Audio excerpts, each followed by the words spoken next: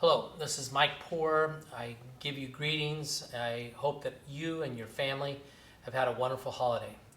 It's kind of hard to believe we're ready to start a second semester. We know we have employees coming back to work tomorrow on January 4th and students arriving on January 5th. I know that right now, everybody's a little bit in a mode of tension. Tension because we have a new variant that we're dealing with COVID called Omicron. And that symbolizes something that we don't really have our arms wrapped around yet. We know that we have increased cases showing up on a daily basis, and then it lends itself to, well, how will the school district respond? One of the things I want to share with all of you is that I'm very proud of the fact that many of the recommendations that are coming forward from the CDC, from the Department of Health right here in our own state, is sharing things that we actually have already been proactive on. As an example, one of the things that we adopted right off the bat was trying to make sure that we really did everything we could to get people vaccinated, initially with our staff and then with our students. And the vaccinations happened at a great rate. We know that 90% of our staff, ballpark, got 2 shots in their arm. That's tremendous, okay? That's wonderful, especially when you compare it to some of the state numbers. We're less sure of how many students have got it, and we don't really have the data on boosters. But we know that 90% is significant, and we're hopeful that others will take heed and go ahead and get vaccinated or get boosted as quickly as possible. We conducted those vaccination clinics all over our district, all over our community, and we will continue to set forth other shot clinics throughout this spring. I'm also proud of the fact that we have masks that are a part of our delivery, and we've held true to holding masks. If you look at mask delivery, what happens is that we've got this form of mask that we've had and bought right from the get-go, and now we have another form of a mask that has a higher level of protection that we now have out in the schools. These are all available when students come back on Wednesday. These are things that arrive from our Department of Education, selected by the Department of Health, higher level.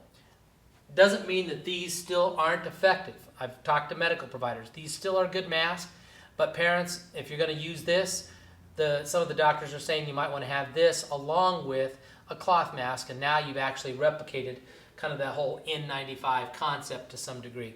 So mask, and we've actually won an important court case that allows us to continue to utilize masks, and I'm very grateful that our board has provided that guidance. We've gotten support from our governor on masks, and it's still going to be a part of our rituals as a part of our school environment. We've also got air purifiers in every single classroom and libraries throughout this whole district. So that's significant because it's not only helping cleanse the air, but it's actually being proactive in shooting out and killing germs that are out there. That's a positive thing. We have done a lot of things with testing, in particular for our staff. We were one of the first districts, in fact, I think the first large district, that did testing for staff, and we will have that in place as our staff comes back. Next, we've got hand sanitizer product all over the place. That's available and will continue to be available. And finally, we have one of the most liberal policies for COVID leave for our employees. That will be reviewed again at the end of the month, as will our mask policy. So the end of January, those 2 items will be up for discussion for our board. How do we work together, and how do we be even more vigilant? Well, it's one thing to say, I've got a mask. It's one thing then to make sure that masks are being properly worn.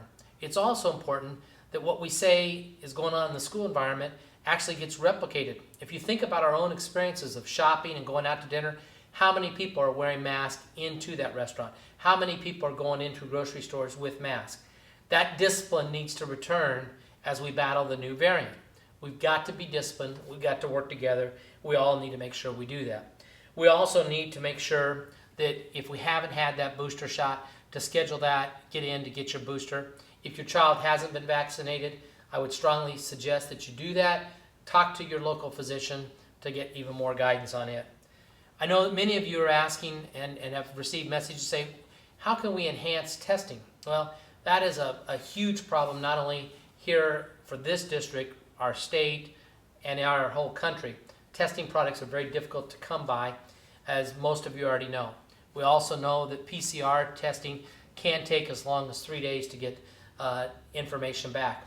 What's critical for us, if we feel bad, we don't feel good, don't come to school. Consult your physician, get tested as quickly as possible, then those results come back, and stay out of school until you either get a clear test or you get an okay from your physician to return. Those are things that can help us make sure that we all stay safe and work together. I want to also emphasize the fact that if you are sick as a staff person or as a student, calling in and making sure that we're aware that you're going to be gone, those things help us. The more data that we have, the better decisions we can make as a school district and as a Board of Education. Finally, I want to kind of shift my last part of this to talk about the future. It is my understanding, looking at the studies that have occurred in Africa, South Africa, things that have happened in places in Europe, that this variant, this element of this virus, moves quickly. It's dramatic, it spreads easy, but it also could come to a close, possibly even as soon as the end of this month. I hope that's the case.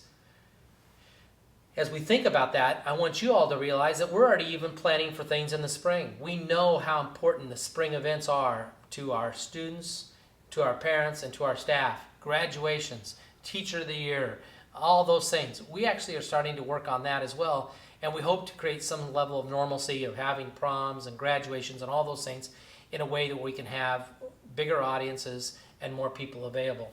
So we will be working on that. We'll be bringing those recommendations to our board in January and in February to kind of map out how we go through the rest of this school year. Finish off. It's all of us. All of us have to kind of work together right now. If we pay attention and stay disciplined and actually stay true to the things that we've already got in place in this district, we're going to get through this in a better fashion than probably some other districts that haven't had as many of these things adopted. Please make sure that we go and follow up. Let's get our boosters and our vaccines. Let's make sure we're doing the mask compliance appropriately, and then let's make sure we're taking care of each other in every which way we can. Please know that if you have any challenges, get a hold of your principal, get a hold of my office directly, and we're going to try to help and support that as quickly as we can. Thank you so much, and I hope everyone has a good start to the semester.